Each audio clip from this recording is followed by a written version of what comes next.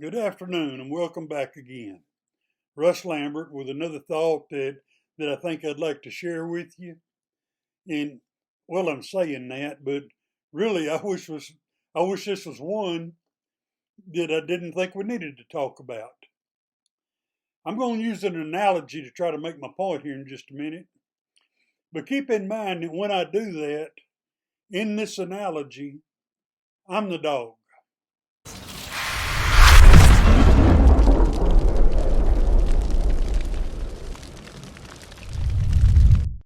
I've said many times that I believe no creature on two legs or four is more loyal than a dog.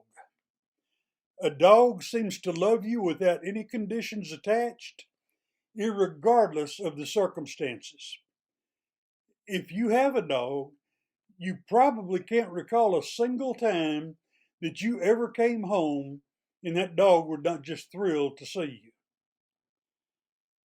There's a country western singer, guy by the name of Billy Currington. He even sang a song about that. It's just one of those things I like about country music. Sometimes they're just lighthearted storytelling. And in this particular song, Currington's obviously singing to his wife or his girlfriend, and he tells her that he wishes she loved him like his dog does. For a couple examples, the dog never acts like he doesn't like my friends. The dog never asks me where I've been. The dog never says he wishes I made more money, and a bunch of other stuff like that. It's just a lighthearted, what I call a fun song. But the point I'm leading up to is this. No matter how much a dog may love you, if you kick him enough times, he'll stay completely away from you. He'll still love you, but instead of laying down beside your chair, he'll pick a spot on the other side of the room. If you get up and go to the kitchen for another cup of coffee, and you have to walk close enough to him to where he thinks you might be able to reach him, he'll get up and move. He wants you to scratch his head and stroke his back, but he's scared of being hurt again, so he stays away. Well, Mr. Goodell, I'm the dog. I love the game of football. Like millions of others, I played ball in high school. I dreamed of playing on beyond that, but I'm simple truth, I wasn't good enough. But I have watched football all my life. I remember some of my earliest childhood heroes were football players.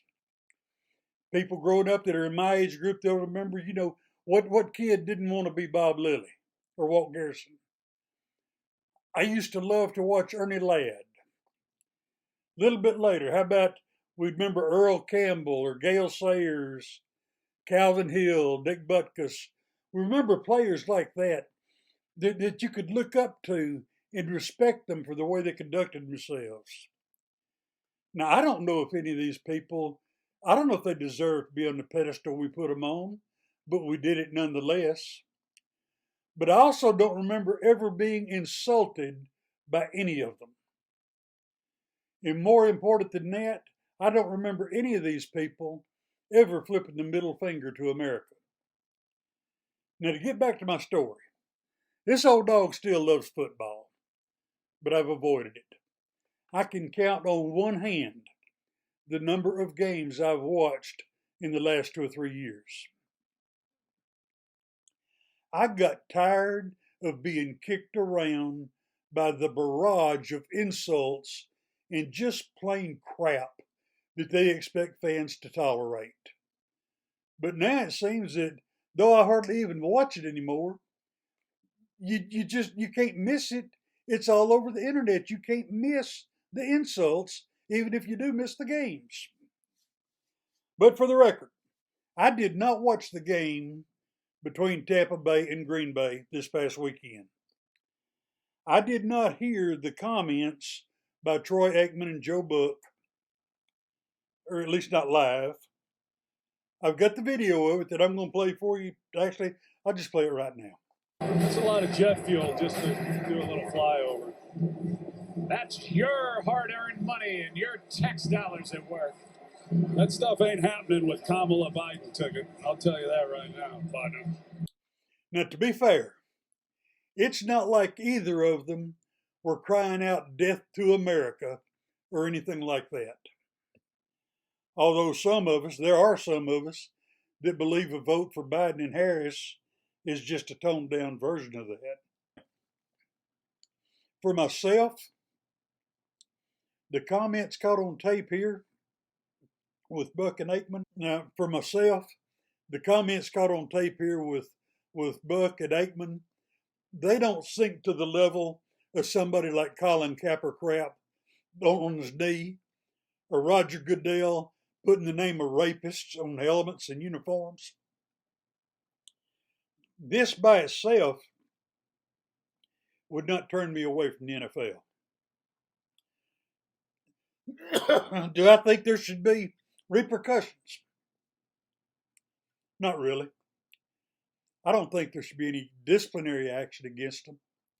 It's not against the law to be stupid. And it just shows how easy it is. They've took a hit. Because to me, this just shows how easy it is to take that credibility you spent years building up and then tearing it down in 15 seconds. Anyway, that's my 2 cents.